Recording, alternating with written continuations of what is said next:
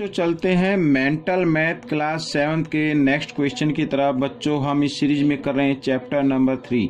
जी हाँ, chapter number 3 data handling. और बच्चों बहुत ही इंपॉर्टेंट है, आप बने रहे मेरी वीडियो पर देखें। तो देखते हैं नेक्स्ट क्वेश्चन क्या कहता है। यहाँ पर अब हम करने वाले हैं बच्चों क्वेश्चन नंबर 30।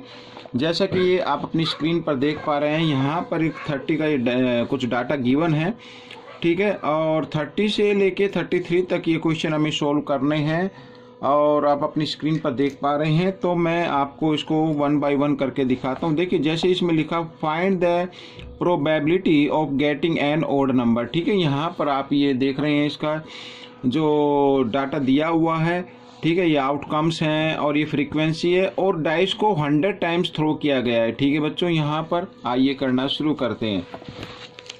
तो यहाँ पर बच्चों मैं आपको दिखाता हूँ कि इस क्वेश्चन को मैंने पहले से लिख के रखा हुआ, ये देखिए यहाँ पर। तो सीधा मैं आपको आंसर दिखाऊंगा क्वेश्चन नंबर 30 का, ठीक है। तो यहाँ पर पूछा है बच्चों कि ओड नंबर की प्रोबेबिलिटी क्या होगी। अब ओड नंबर पहले तो सबसे पहले ओड नंबर की, ठीक है, मैं यहाँ पर लिख देता हूँ ओड नंबर। तो ओड नंबर की हम प्रोबेबिलिटी फाइंड आउट कर रहे हैं।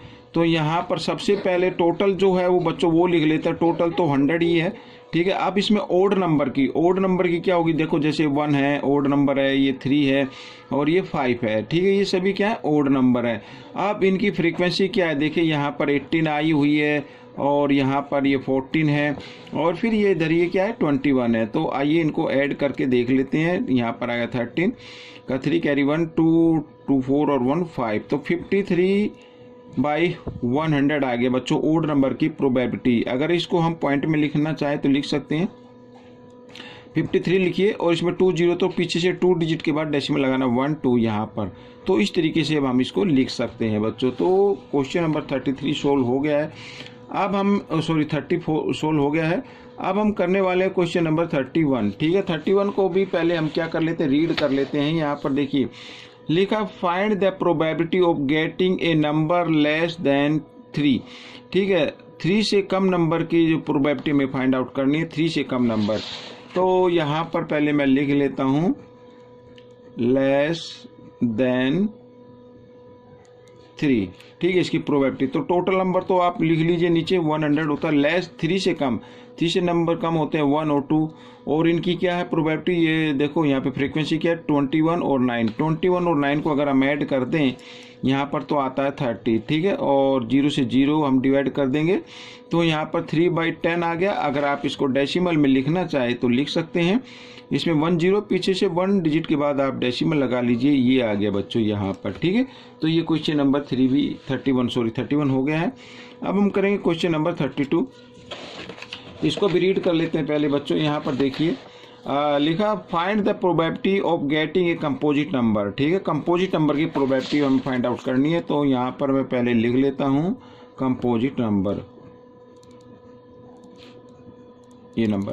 तो टोटल जो आउटकम है बच्चों वो है 100, ठीक है यहाँ पर। और अब इसमें 100 टाइम्स थ्रो किया गया तो 100 को नीचे लिखना है। अब हमें लिखा कंपोजिट नंबर। कंपोजिट नंबर वो होते हैं बच्चों जो देखिए मैं आपको इधर बताता हूँ, जो 1 और स्वयं के अलावा यानी और की भी टेबल में आते हैं। जैसे मान लीजिए 4 हो गया, ठीक है। अब ये 1 और 4 की टेबल को छोड़कर ये 2 की टेबल में भी आता है, तो ये कंपोजिट नंबर हो गया। साथ ही इसी प्रकार 6 होगा, 6 1 और 6 की टेबल को छोड़ दें तो ये 3 की टेबल में भी आएगा, ठीक है बच्चों। तो ये 2 नंबर हमारे क्या कंपोजिट नंबर है। ये नंबर कंपोजिट नहीं है क्योंकि या तो ये 1 की टेबल में आएंगे या फिर आएंगे स्वयं की टेबल में, जैसे 5 या 5 की टेबल में आएगा और किसी की टेबल में तो आएगा नहीं, या 1 की में या 5 की में। तो इन नंबर को हम छोड़ देते हैं, ठीक है। या आप मोटे तौर पर ये कहना कहा जाए तो 1 और स्वयं को छोड़कर अगर उसको और भी कोई फैक्टर हो तो वो कंपोजिट नंबर कहलाता है। अब इसमें बच्चों ये आ गए 6 और 4, इनकी जो फ्रीक्वेंसी है वो 23 और 15 है। 23 और 15 को अगर हम ऐड करें बच्चों यहाँ पर तो 38 आता है बच्चों, ये आ गया 38। अब चाहे तो इसको आप 2 से डिवाइड कर सकते हैं, तो यहाँ पर ये 19 पे जाएगा और ये 50 पे जाएगा। तो 19/50 इसकी फ्रीक्वेंसी हो गई बच्चों, ठीक है बच्चों। तो सॉरी प्रोबेबिलिटी हो गई, तो 19/50, ठीक है। तो ये क्वेश्चन भी सोल्व हो गया है। और क्वेश्चन नंबर 33 करने वाले हैं। देखिए क्या लिखा है, find the probability of getting a factor of 4 के फैक्टर की प्रोबेबिलिटी फाइंड आउट करनी है। ठीक है, तो फैक्टर ऑफ 4 पहले मैं यहाँ लिख देता हूँ, फैक्टर ऑफ 4।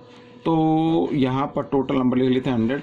अब फैक्टर ऑफ 4 देखिए यहाँ पर, तो 4 1 की टेबल में आता है, 2 की में आता है और 4 की में आता है, तो 4 की फैक्टर ही होंगी। तो यहाँ पर अगर हम इसको ऐड करना चाहें तो 21 और 9 होते 30 और 23 होते हैं 53।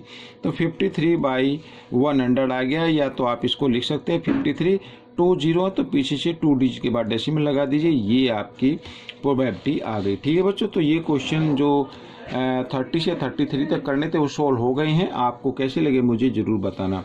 अब हम करने वाले हैं क्वेश्चन नंबर 34। ठीक है, पहले आइए इसको भी रीड कर लेते हैं, 34 को भी रीड कर लेते हैं। यहाँ पर देखिए क्या लिखा हुआ है, जैसा कि आप अपने इस पे देख पा रहे हैं स्क्रीन पर, a box contains 2 pair of socks of 2 different colour. ठीक है, एक बॉक्स के अंदर 2 पेयर सॉक्स रखी हैं डिफरेंट कलर के, यानी ब्लैक और वाइट, एक पेयर ब्लैक का एक पेयर वाइट का है। I have picked out a black sock, तो उसमें से हमने एक जुराब को जो ब्लैक है उसको हमने निकाल लिया है। ठीक है, अब बाकी कितनी बची, देखो 4 होती है ना, 2 ब्लैक हैं उसमें, पेयर में 2 होती हैं और वाइट में भी 2 होंगी, तो 2 और 2 4 होगी। 4 में से एक तो निकाल चुका है। फिर लिखा है इसमें I picked out 1 more with my eyes close. ठीक है, तो what is the probability that it will make A correct pair. तो प्रोबेबिलिटी फाइंड आउट करनी है कि वो करेक्ट पेयर बन जाए। तो बिल्कुल छोटा सा, देखो 4 थी ना उसमें, 4 में से एक तो निकाल ली, तो टोटल अब सॉक्स कितनी रही है मैं यहाँ पर लिख देता हूँ, टोटल सॉक्स बची बच्चों वहाँ पर 3। ठीक है, अब प्रोबेबिलिटी निकालनी है करेक्ट पेयर की। ठीक है, यहाँ पर मैं लिख देता हूँ, ये बिल्कुल वैसे तो साइन लगाने वाले हैं, करेक्ट पेयर। तो उसमें से देखो टोटल तो आ गई 3 यहाँ पर, इसमें से आंख बंद करके एक निकाले तो 1/3। तो ये प्रोबेबिलिटी हो गई करेक्ट पेयर फाइंड आउट करने के लिए। ठीक है, तो ये क्वेश्चन भी सोल्व हो गया है। बिल्कुल ईजी क्वेश्चन है, कोई ज़्यादा मुश्किल नहीं है। अब क्वेश्चन नंबर 35 हम करने वाले हैं। देखिए यहाँ पर क्वेश्चन नंबर 35 में क्या कहा गया है, what is the class mark of class. ठीक है, इसका क्लास मार्क क्या होगा जब हम इसको करते हैं। क्लास मार्क बच्चों वो होता है, अब हमारे पास यहाँ पर क्लास गिवन है बच्चों, ये यहाँ पर क्लास है 30 और 35। ठीक है, 30 से 35। तो क्लास मार्क क्या होगा बच्चों, मैं आपको बताता हूँ। क्लास मार्क यानी इन दोनों को हम क्या कर दें, ऐड कर दें। ठीक है, ये ऐड कर दिया और इसको 2 से डिवाइड कर दें, जो भी नंबर आएगा वो क्लास मार्क आ जाएगा इस तरीके से। तो 2 से इसको डिवाइड करते हैं, 2 3 जा 6 और 2 2 जा 4 और 2 5 जा 10, तो 32.5 आ जाएगा बच्चों। तो ये क्वेश्चन भी सोल्व हो गया है, 35 भी। तो आपको ये क्वेश्चन कैसा लगा मुझे ज़रूर बताएं और इसमें से सीख कर दूसरों को जरूर सिखाएं। मिलते हैं अगले वीडियो में, तब तक के लिए धन्यवाद।